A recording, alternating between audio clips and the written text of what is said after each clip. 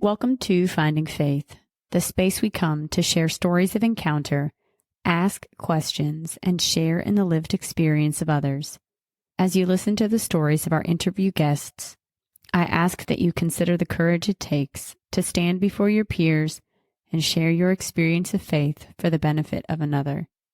My name is Jessie Bennett, and this is the 10th episode of Finding Faith.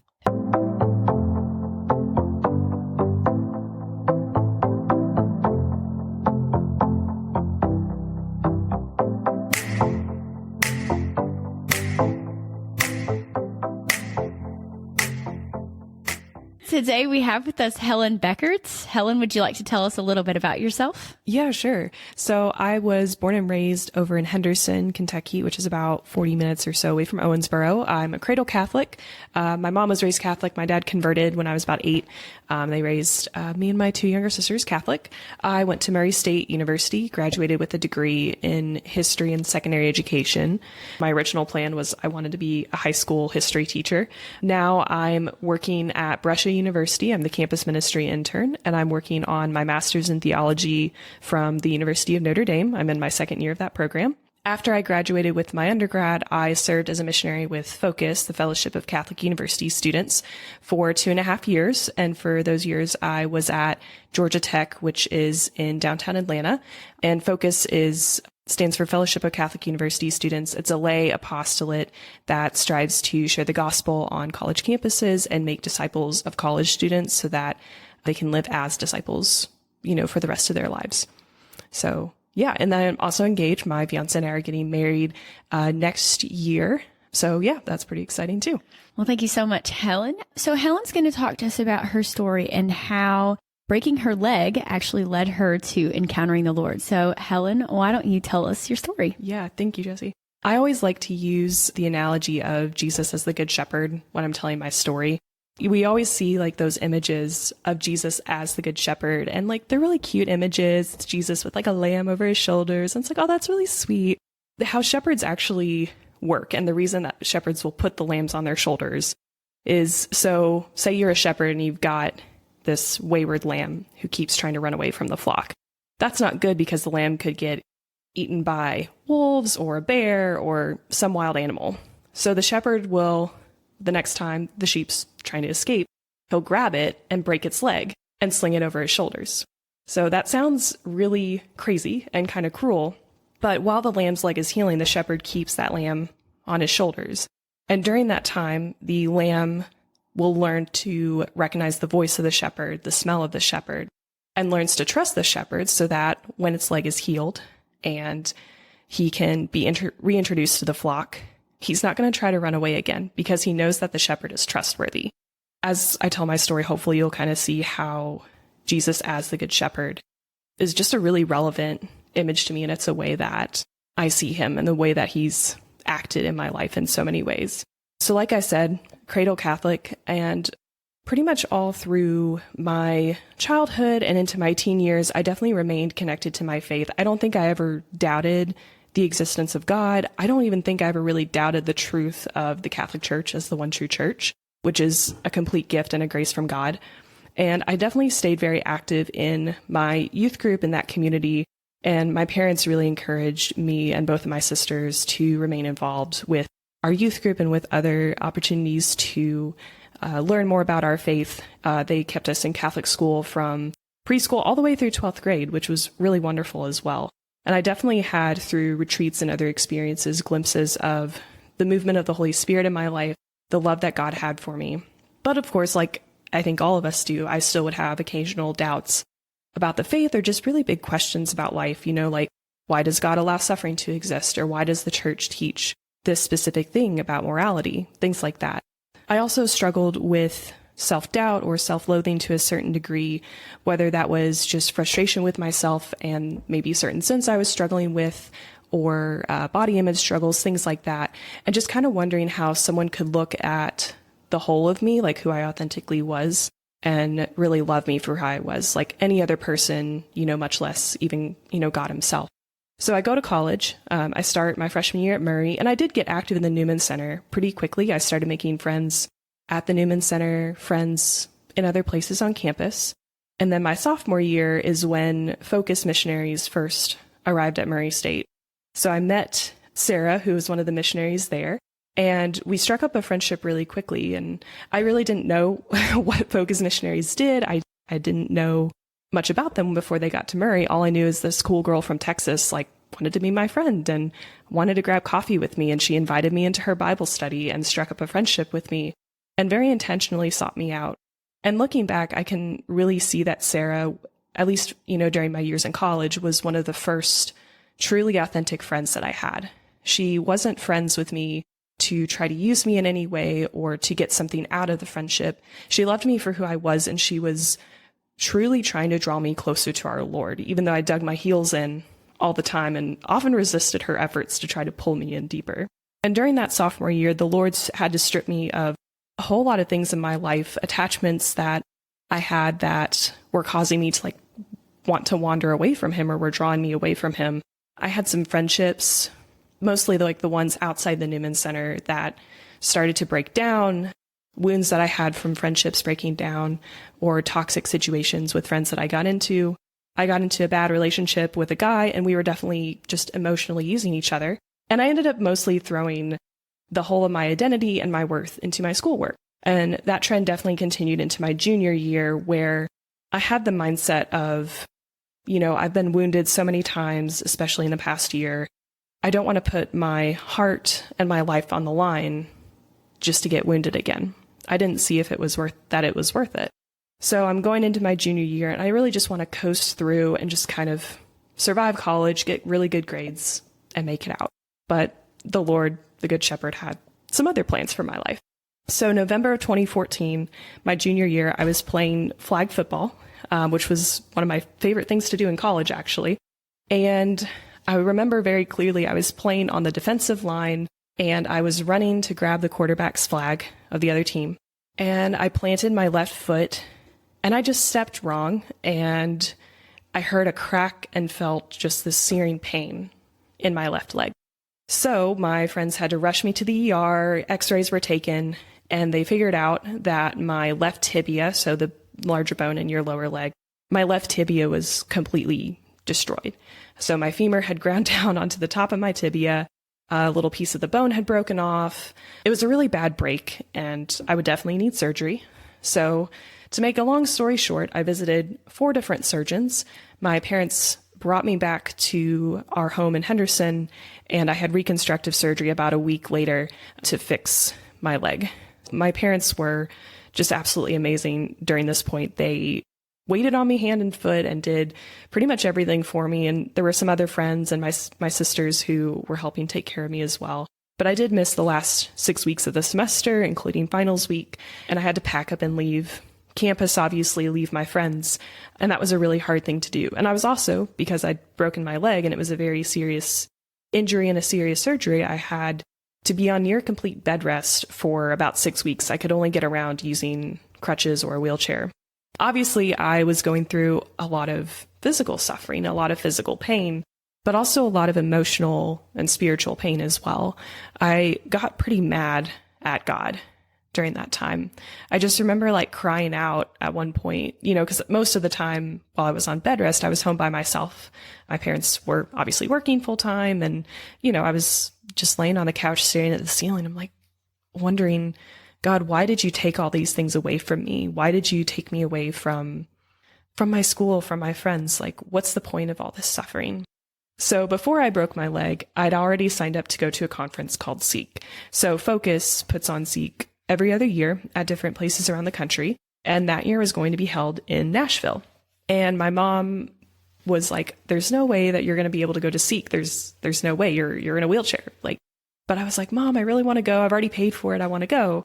And she looked at the list of speakers who were going and saw that Scott Hahn was on the list. And she was like, oh my gosh, Scott Hahn's going to be there. You totally have to go. Turns out Scott Hahn couldn't even make it to Seek that year because he had something come up. So thanks to Scott Hahn, I got to go, even though he actually wasn't there. So my really amazing friends picked me up and brought me to Seek with the wheelchair and the crutches and everything. And I remember getting to Seek and being there for the first couple days of this 5-day conference and looking around at all these other people who just seemed to be so authentically joyful and have something in their lives that I didn't have. I just remember looking around and thinking, whatever these people have, I really want it. And I don't really know what it is. Spoiler alert, it's an authentic relationship with Jesus Christ, which I was not pursuing at that moment, even though he was very much pursuing me. So the third night of the conference, they had adoration with all 9 or 10,000 people who were there. So during adoration, I wheeled out to go to confession for the first time in many months, I think, at that point, and just unloaded all of my sins and all these things that I'd been struggling with to the priest. And after receiving absolution, I went back into adoration. And by that point, the priests who were helping with adoration had started processing Jesus in the monstrance around the room. And every so often, the priest would stop and do benediction over people. I'm, of course, sitting on the edge of the row, and the priest starts to walk down the aisle where I'm sitting and stopping every once in a while, doing benediction near people.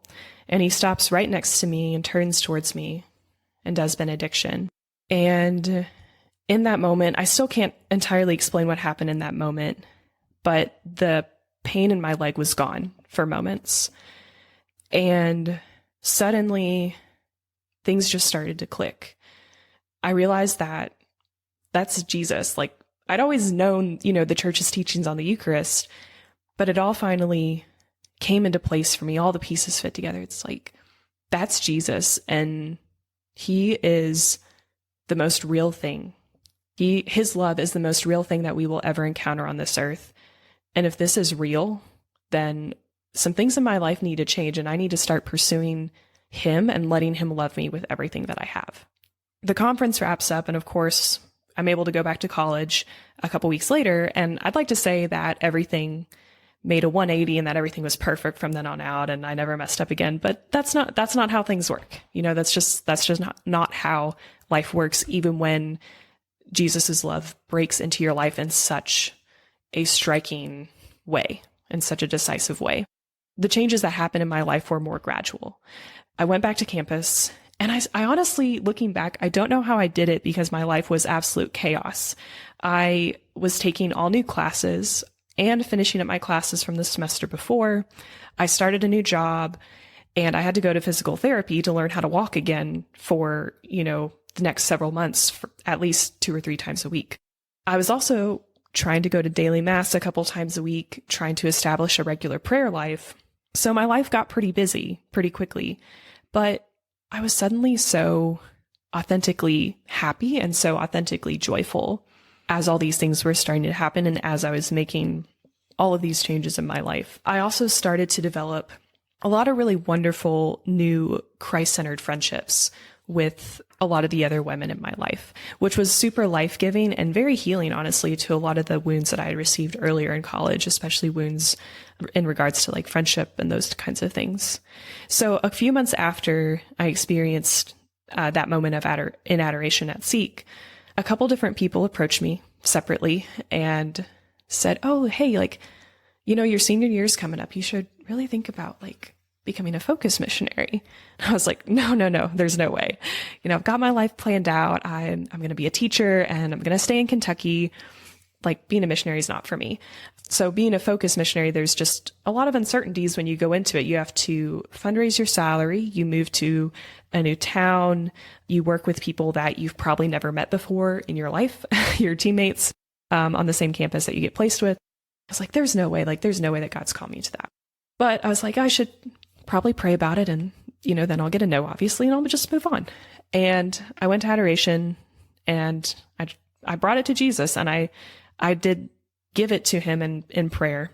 And I just said, "Okay, Lord, do you want me to become a FOCUS missionary? Do you want me to apply?" And God doesn't sometimes speak to us in words that are audible, but his voice is just so clear in your heart.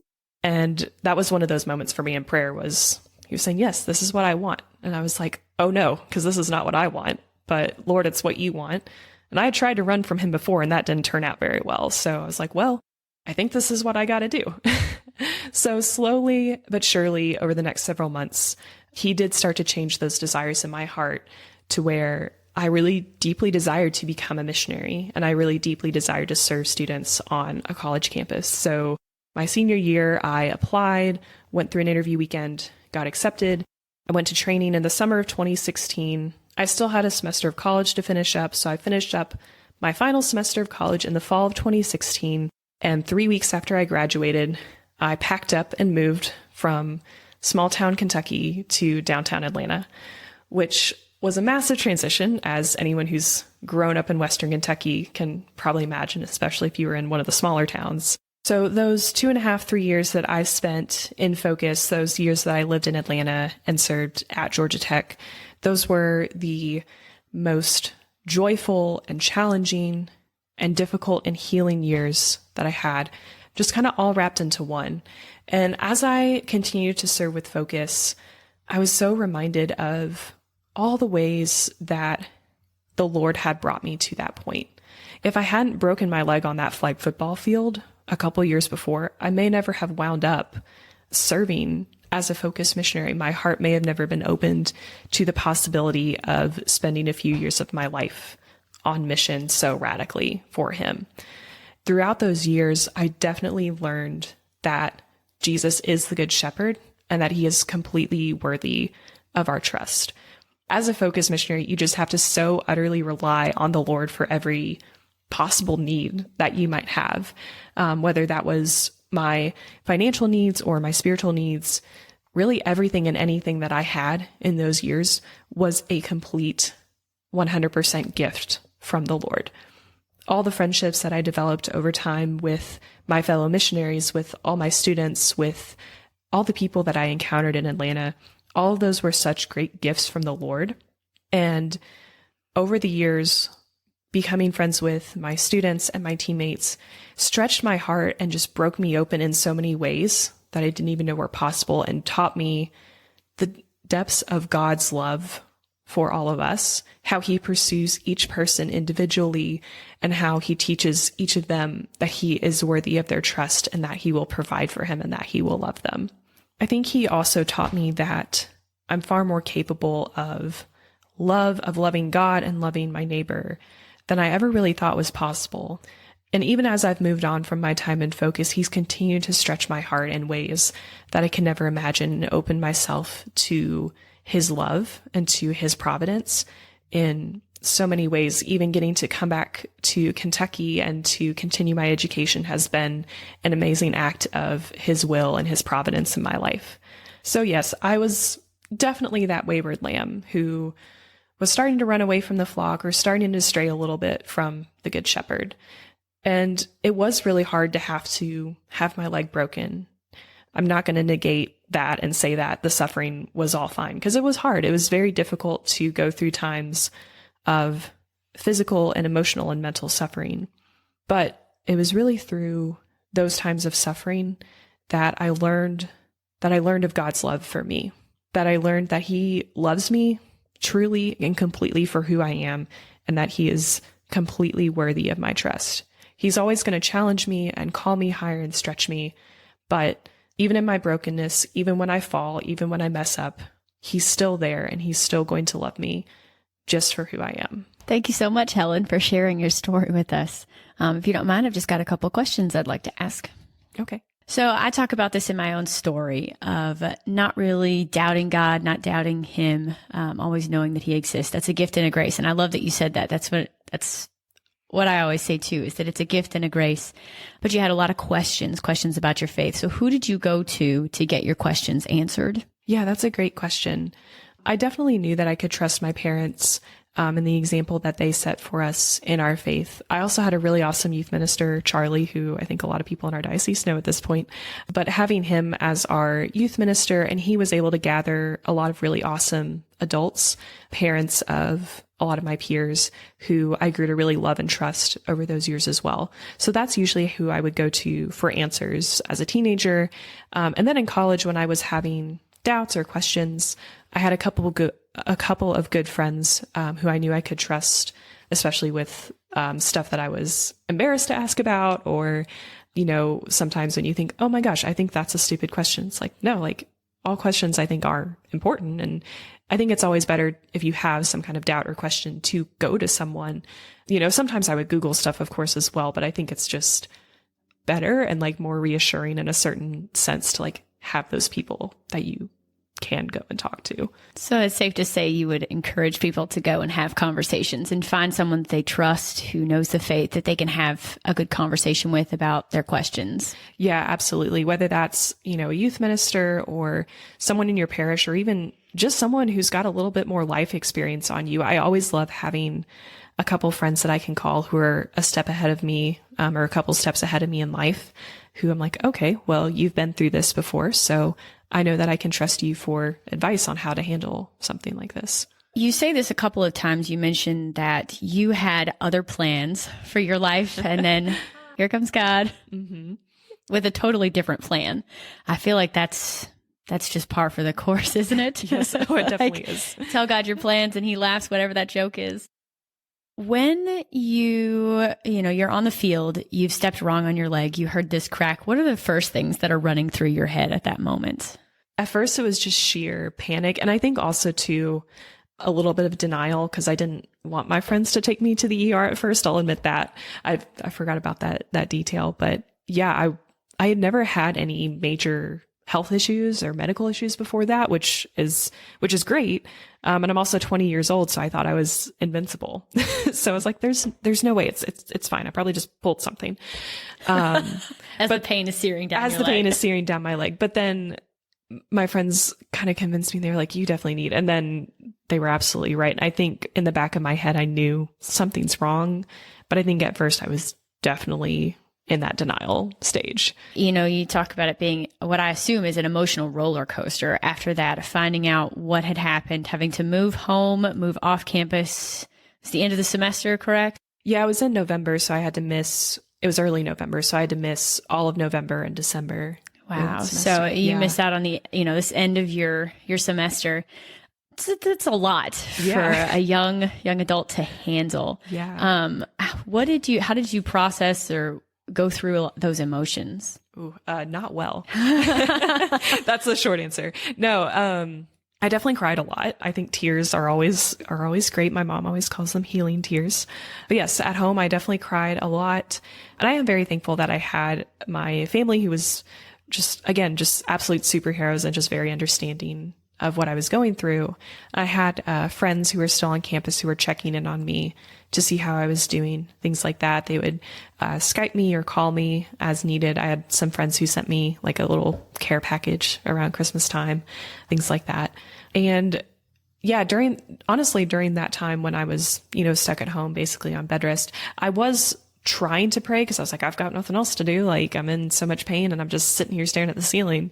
Honestly, it was really hard to pray during those times because I also had not established a great prayer life before then and a good regular prayer life. So I didn't really know what I was doing. And I was just so angry at God. So that wasn't going well either. Well, and being in that much emotional and physical pain too, that's just got to take its toll on your spirit. Yeah, it definitely does. I remember pretty clearly one of my friends Skyping me and we were talking. She was like, yeah, how's your prayer life going? And I just started crying. I was like, I'm just so mad at God right now. I don't know what to pray about. And this is just awful. Like I really have no desire, to sit here and pray. And you said in one of these moments, that I guess where you were trying to pray, you just like cried out to him. Why would you let this happen? Mm-hmm. Did he ever answer you? He did not answer me in that moment. I think because I was just I was very understandably in pain. And I think God was very much with me in that moment. But I think it took time. I think over the next couple of months that followed that accident, and honestly too, very much into my years as a missionary, he was kind of slowly unveiling or unwrapping, if this hadn't happened, you wouldn't have wound up in Atlanta. You would not have encountered this particular person or formed this friendship. So I started to understand some of that in the months following, but it's really taken even longer than that to see how that accident honestly did change the course of so many things in my life. So it's been a continuous answering, just slowly. I like that, unveiling the answer. Yeah. So then let's talk about this moment of encounter where the Eucharist and the benediction.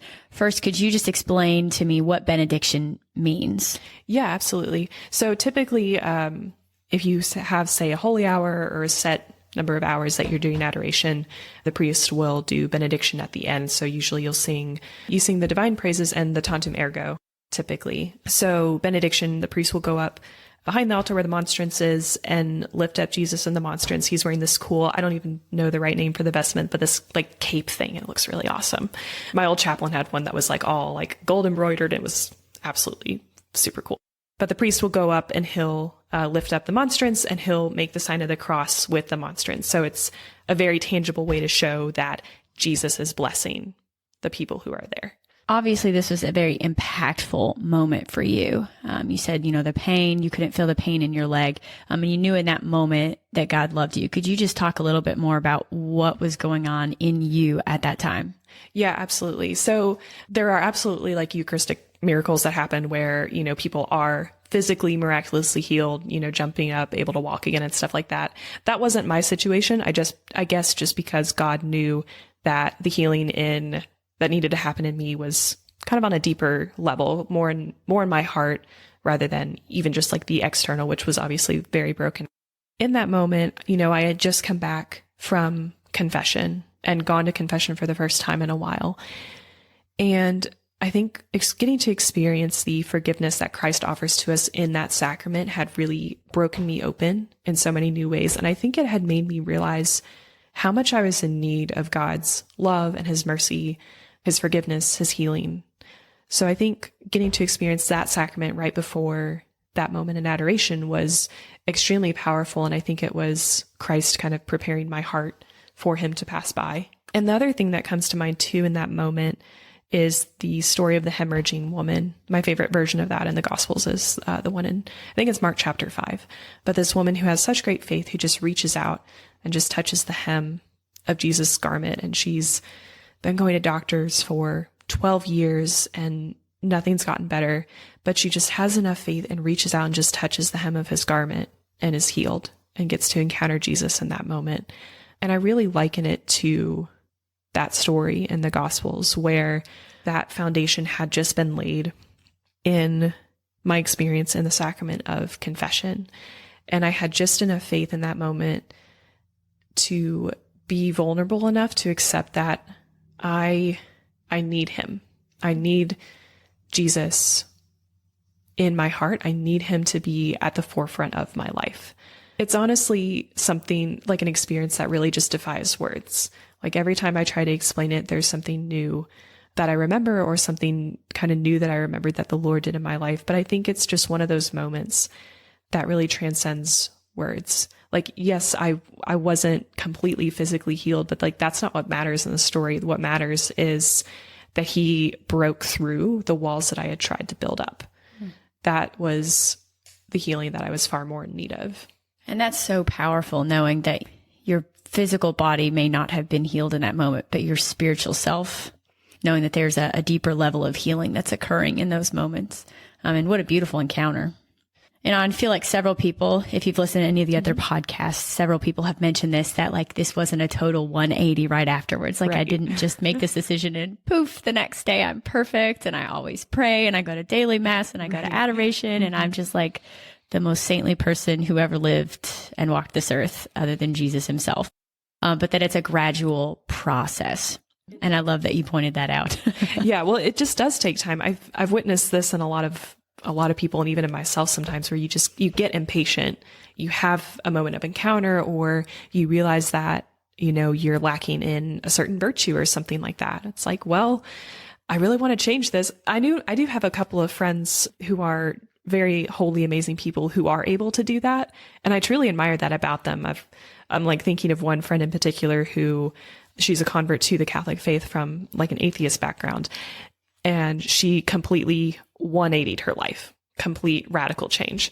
But most people, honestly, it does take kind of the gradual work. You can set a goal. I would always kind of give people the advice, start, if you're not praying right now, start with 10 minutes. Yes. 10 minutes, do that for a couple weeks, 15 minutes. 20, set yourself up for success. Start small, grow and then from just there. Keep going from there and like grow as the Lord's calling you to grow. And like over time, he's going to reveal the ways that he's calling you to go deeper and to grow more in a life of prayer and a life of virtue and things like that. Yeah, so very true. I love it. You mentioned at the beginning the story of the Good Shepherd and how shepherds break the sheep's leg, throw them over their shoulders. And then I just ruined like so many images of the Good Shepherd for everyone. I'm so sorry. Though, I think that it's so, the imagery is beautiful, and understanding that historical background and the purpose and the intent behind it. When did you find this imagery of the Good Shepherd? I mean, I'm assuming that after you broke your leg, you didn't just immediately find this, right? Like, poof, this is my favorite, image.